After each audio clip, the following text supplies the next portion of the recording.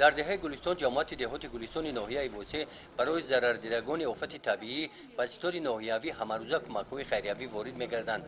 برای سریع وقت رسانیدن خدمت رسانی طبی نقطه طبی گشوده شده است که شبانه روزی در خدمت ساکنان میباشد.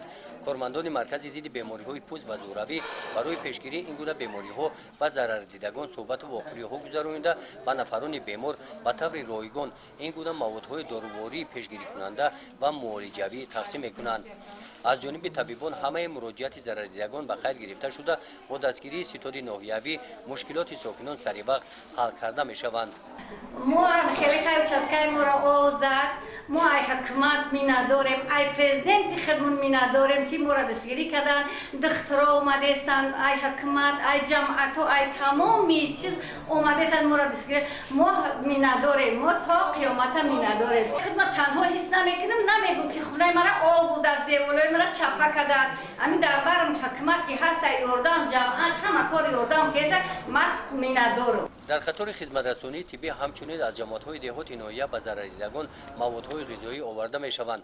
از نام ساکنان جماعت دهات توگرک به ضرردیدگان موادهای خوراکه رسانیده شدند.